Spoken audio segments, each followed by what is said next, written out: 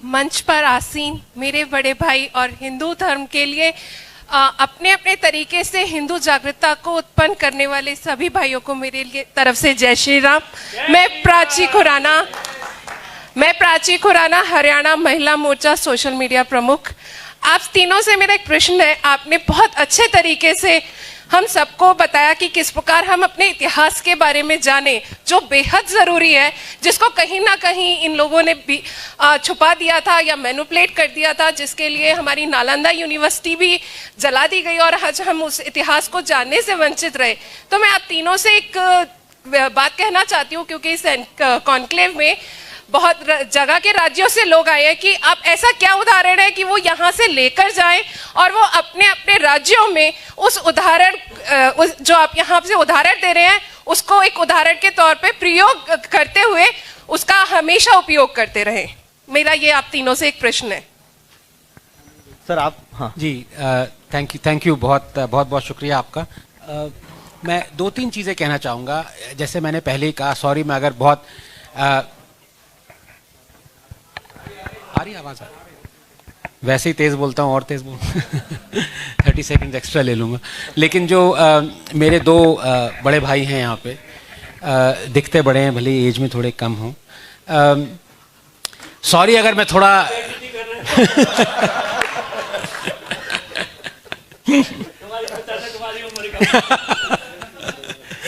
नहीं, ये आप सबको डिसाइड करना है। मैंने पहले ही कहा था कि पार्टी के हित में कुछ चीज़ें होती हैं। मानता हूँ आप सब पार्टी को बिलोंग करते हैं, पार्टी के हित में आपको लड़ना है, लेकिन पार्टी से ऊपर क्या है वो डिसाइड करना है। ये आपके सामने इन्फ्लेक्शन पॉइंट है। मैं तो कह के अपनी बात चला जाऊंगा। आप पार्टी से हैं, आप पार्टी डिमांड करेगी कि आप पार्टी के लिए ही काम करें, लेकिन मैं सिर्फ I want to restrict myself to the topic at hand. जो ये टॉपिक हमें दिया गया है ना, ये किसी भी पार्टी, किसी भी इंडिविजुअल से कहीं ऊपर है।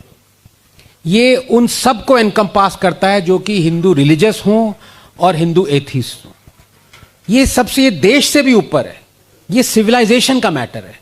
और इसमें मैं दो चीज़ें कहना चाहूँगा। जो ये मेरे दो योद्धा हैं, भाई हैं, बड़े छोटे जो भी हों, भाई हैं मेरे दोनों, इतनी अच्छी तरह से इन्होंने अपनी बात रखी। लेकिन मैं फिर ये दोहराऊंगा, ये इनको बुरा नहीं लगना चाहिए, भाई की बात बुरी लग ही नहीं सकती, लेकिन फिर भी मैं कह रहा हूं कि इन्होंने आप लोगों को और उकसा दिया है, आप लोगों को और जगा दिया है। लेकिन आप लोग जाग के फिर ये वही सवाल पूछ रहे हैं कि हमारे पैरों में बेड़ियां क्यों बंधी हैं। ये मेरे बहुत अजीज है, लेकिन उन्होंने कहा ना कि अभी लड़ने की हिम्मत नहीं है। क्यों नहीं है लड़ने की हिम्मत? ये एक एक्सक्यूज है। जो इनके दो भाषण थे, ये इतने पावरफुल भाषण है, लेकिन इनका टाइम पता है क्या था? 2012-2013। इन भाषणों का टाइम था कि हिंदुओं जागो और अपनी सरकार बनाओ। इन भाषणों का अब टाइम नहीं है कि 8 साल से आपकी सरकार है।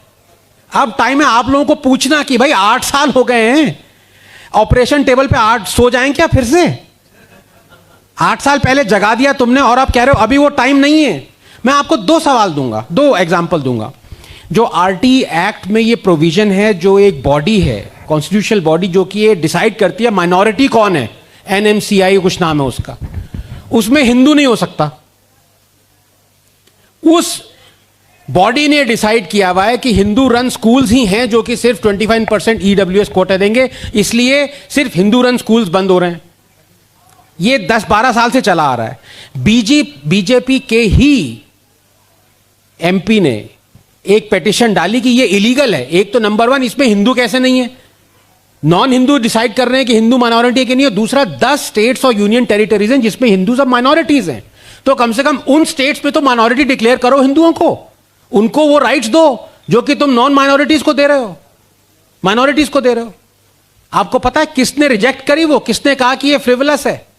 आप कहेंगे सोनिया गांधी, आप कहेंगे मुलायम सिंह यादव, आप कहेंगे अरविंद केजरीवाल। नहीं, मोदी सरकार। तो अब ये 8 साल में क्या जाग के Hindu, it is like giving Viagra to an important man, जो आप लोगों का लेक्चर है। एग्जैक्टली 8 साल हो चुके हैं। कितना टाइम चाहिए जागने के लिए? और जाते जाते एक और सवाल मैं आपसे पूछना चाहूंगा, ये नुपुर की बात करी आपने, मेरे अब तो ये मतलब ये मेरी फैमिली है तो ये नाराज होंगे ही नहीं, लेकिन मैं फिर भी कहूंगा, इन्होंने वो 3-4 लोगों का नाम लिया जिनको मार दिया गया, कन्हैया लाल जी का नाम लिया और उमेश जी का, कोल्हे का नाम लिया, सबका नाम लिया। ये हिंदू जाग के ये करेगा कि एक शेरनी जिसने सिर्फ हदीत पढ़ी, कोई कमेंट्री भी नहीं दी उस पे, उसके अगेंस्ट इतना सा हो जाता है? और हमारी सरकार इतनी कावर्ड है कि बजाय उस पे उसके साथ खड़ी रहे, उसको फ्रिवलस कह दिया। 1.5 मिलियन की पॉपुलेशन वाले कतार के सामने झुक गई। ये है हिंदू शेर जागना, ये चेतना है जागनी। अगर इसको हिंदू जागना चेतना कहते हैं तो हिंदू सोता ही रहे।